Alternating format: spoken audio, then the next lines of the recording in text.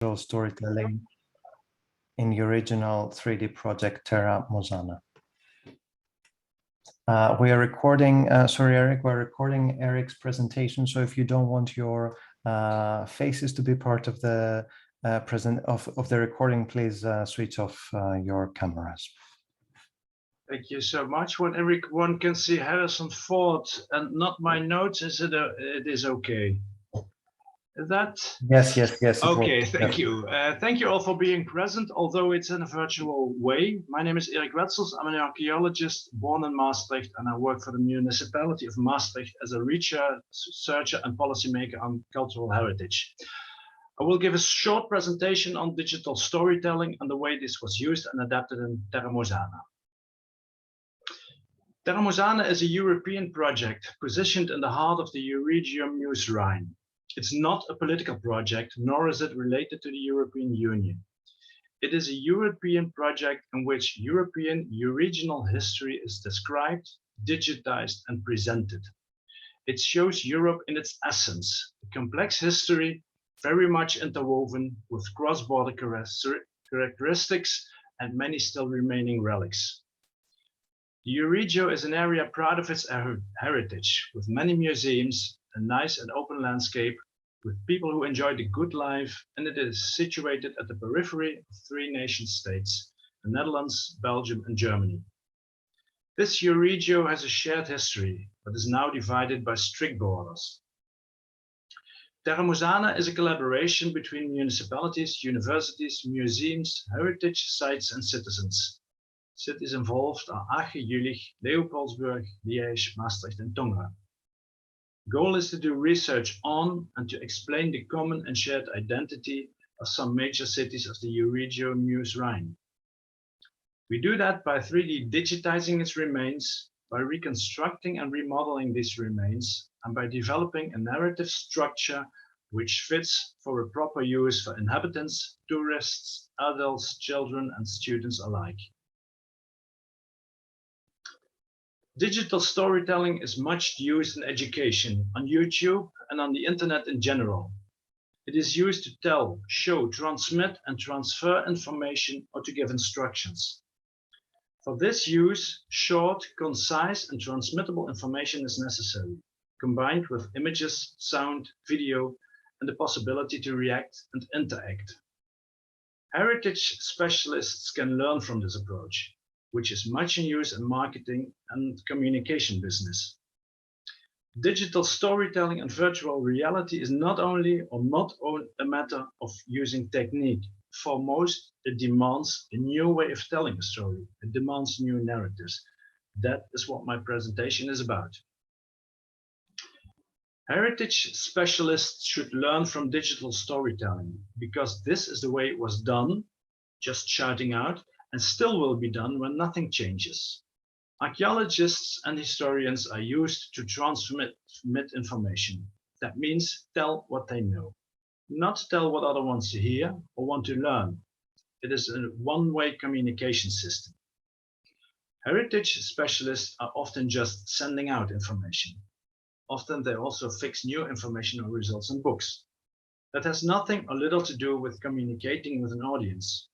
These books will hardly anyone ever read, except other specialists, of course. This is so-called old school. It is not useless, but it should and can be made fit for communication to a larger audience. So, besides gathering, sorting out, and presenting as much information as possible, heritage specialists can learn how to transfer, what to transfer, and how people can and want to learn. The idea is not to let a marketing or communication expert write short sentences out of our bulk of information. It's not a matter of summarizing.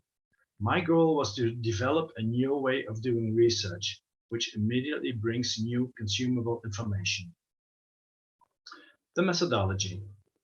The initial framework of Terra Mosana was built on digitizing and on developing new storylines. To do so, I developed a 3D historical matrix model already in 2009. It was developed in the process of Maastricht candidacy to become cultural capital of Europe in 2018, an attempt which was unsuccessful, unfortunately.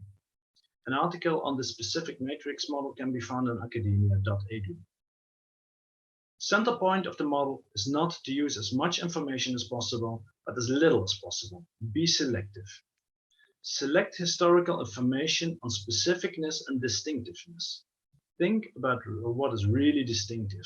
Leave the rest for a moment.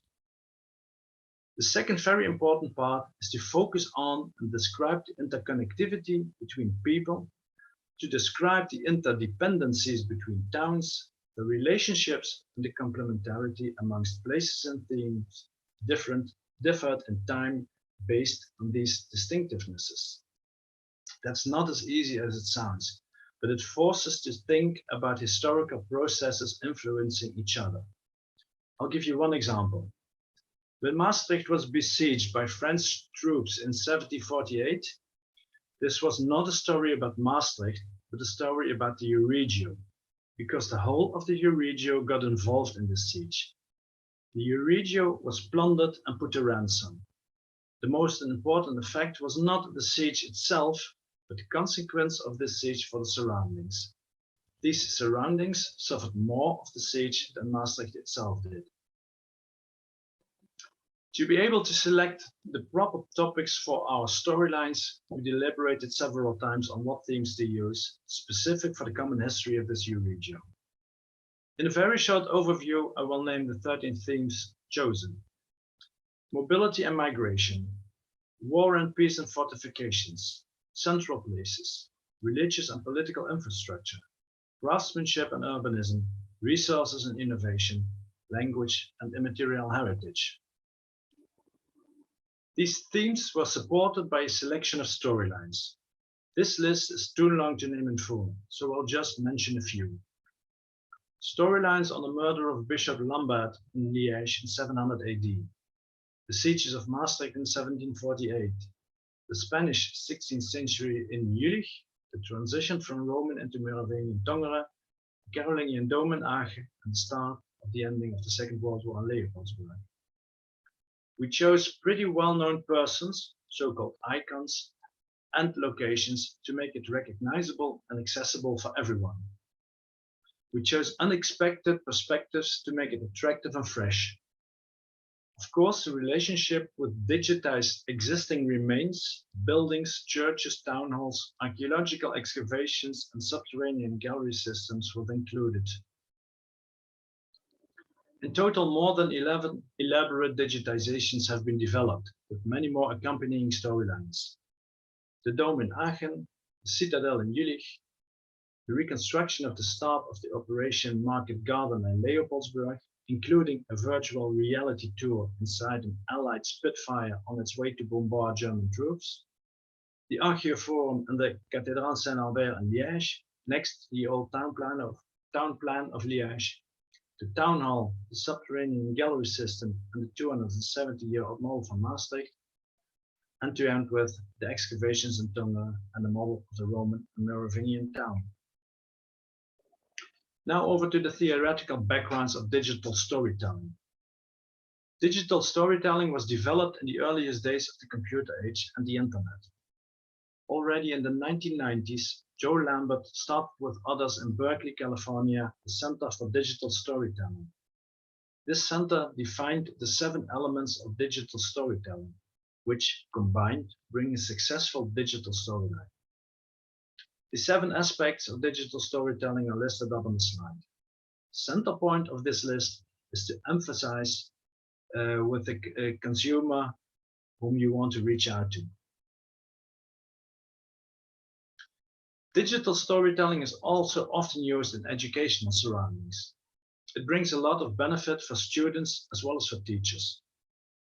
Digital storytelling improves many skills modern students need. Skills on research, writing, organization, technology, and presentation. Robin, 2006, distinguishes 3 sorts of digital stories, of which historical documentaries is the most important in our field of attention. To me, the main objective is to make sure the history and the story sticks longer and will be better remembered. Susanne Tesseler, a marketing specialist, presents in a short overview how digital storytelling can be used in marketing. She focuses on how any company can use the methodology of digital storytelling when this is used in the right way. She defines digital storytelling in a more or less the same way as Robin, that is, stories supported by ICT and distributed in a digital way, but she explains its use in a different order. According to her, the world of storytelling can be seen as a landscape that exists of 5 features: the stories, the dynamics of orally transmitting the stories, the distribution of stories, stories connect, mobilize, or delay the world to have an indirect impact, and the practical use of storytelling. Tesla states that all marketeers should map this landscape before starting transmitting stories. The marketeer should be aware that people not only consume information, but are almost always also co-creators. To me, this is what heritage specialists also should learn: map the landscape of their consumers and the way information is used. The 2 previous slides show how not heritage specialists see the world of digital storytelling. How can we as heritage specialists benefit from their knowledge? Instead of focusing on technique, digital storytelling to me is much more a concept, an approach, a way of seeing, a philosophy if you will. It brings creativity into regular storytelling. To be able to adapt this concept to Terra Mosana, I developed a structure for writing synopsises of our storylines. When used by every author, that should lead to a general product with different content.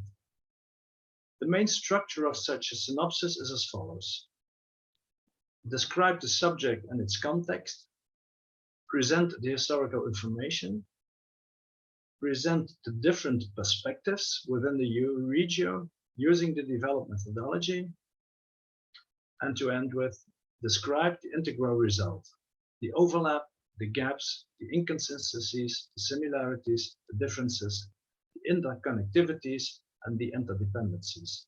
Be concrete, specific, and distinctive. The last element of input is the aspect of public involvement, which was introduced in Terra Mosana. Several sessions with different groups, analysis were made of the people's interests in certain themes, in the way they would like to experience these themes, and how they would like to be confronted with historical information. This was done by questionnaires, in physical meetings, virtual sessions, and personal consultations with marketing and communication specialists. 3 more minutes. Yeah. The application of the theoretical principles in Terra Mosana concerning the use of the 7 aspects of storytelling can be analyzed and considered. The most important to me is that the authors think about not only what they will tell, but also and especially how they will tell. I experienced this myself when we prepared the storyline which accompanied the digitized town hall in Maastricht. We wrote an extensive information-based article on what we wanted to tell. We already left out much information, at least we thought we did. When we discussed the result with the marketing specialist, he looked at us and said, "Did you really think this is interesting?" So we took a whiteboard with yellow adhesives with the informational topics we wanted to share. In one emotional session, we skipped 80% of the items as not being relevant enough.